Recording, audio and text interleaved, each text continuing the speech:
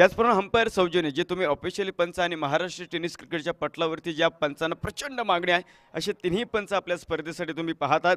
आदरणीय अमोल शेठ लुनिया यांच्या माध्यमातून दुसऱ्या क्रमांकावर षटक फटका फसलाय तिथे क्षेत्ररक्षक चेंडूच्या खाली आणि यावेळेस सुंदर झेल वैभव सिन्नरकरच्या द्वारे सोमा कामकर माफ करा आपण पाहतो आनंद खटाडेचा खेळ थांबलाय. फलंदाज बाद.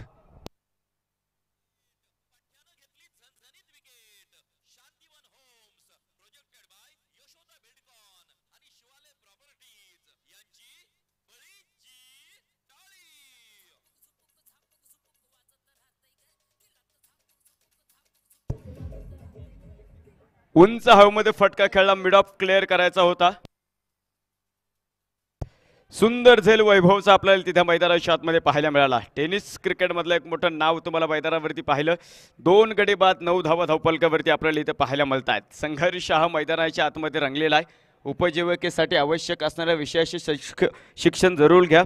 दरम्यानच्या काळात आपण पाहतो श्रीगोंदा केसरी संजीव बाबा पवार यांचं देखील या ठिकाणी मंचावरती शुभागमन होतंय. त्यांचं देखील आम्ही रॉयल ट्रॉफी 2024च्या ह्या देदीप्यमान क्रीडा महोत्सवामध्ये मनापासून स्वागत करतो. 2 गडी बाद 9 धावा धावफलकावरती आपल्याला पाहायला मिळतात. उपजीविकेसाठी आवश्यक असणाऱ्या विषयाचे शिक्षण जरूर घ्या. पोटा पाण्याचा उद्योग जिद्दीने करा पण तेवढ्यावरच थांबू नका.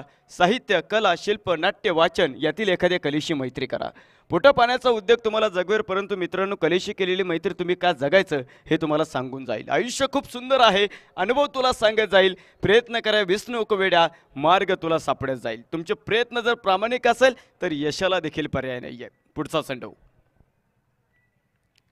कमबॅक करायचा आहे पहा. दोन्ही संघ मात्र आता विजयासाठी आतुर झालेले आहेत कारण जो संघ इथं विजय होईल त्याचं आव्हान इथं मैदानावरती आपण पाहतो जिवंत राहील.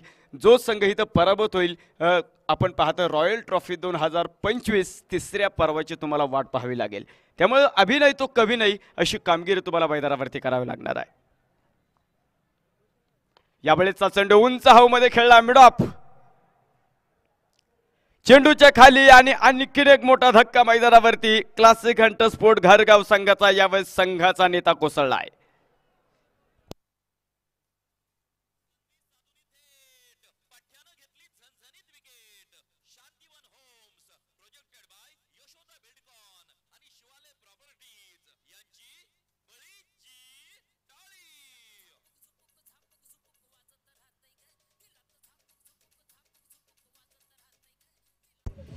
कुणीही मैदानाच्या आतमध्ये खरं तर थांबायला तयार नाही. पहिल्या मॅचमध्ये जर आपण पाहतो सायराम या संघाने त्यांच्यासमोर 90 धावांचा एक मोठं महाकाय लक्ष ठेवलं होतं परंतु मित्रांनो तिथं देखील त्यांची फलंदाजी कोलॅप्स झाली आणि लागोपाठच्या मला वाटतं दुसऱ्या सामन्यामध्ये देखील आपण पाहतो घारगाव संघाला अडचणी येतात.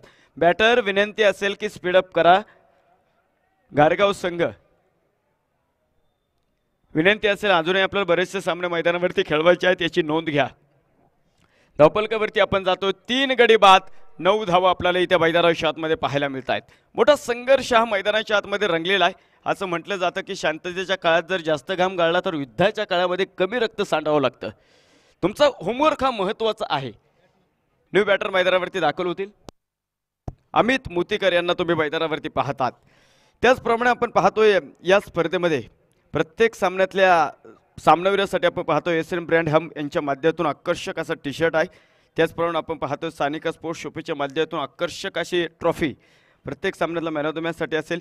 डीसी ट्रेस यांच्याकडून उत्कृष्ट बॅटर उत्कृष्ट गोलंदाज आणि क्षेत्ररक्षक आणि आयकॉन यांसाठी शर्ट आणि पॅन्ट आपल्याला ह्या स्पर्धेच्या माध्यमातून पाहायला मिळालेला आहे.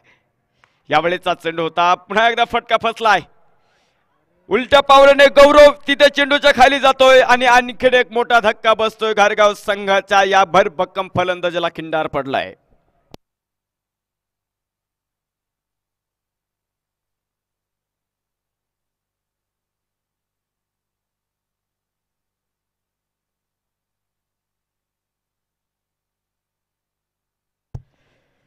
चौथा धक्का इथे मैदानाच्या आतमध्ये बसलेला आहे. पत्त्यांच्या बंगल्याप्रमाणे डाव कोसळत तसा डाव मैदानाच्या आतमध्ये कोसळत चाललेला आहे.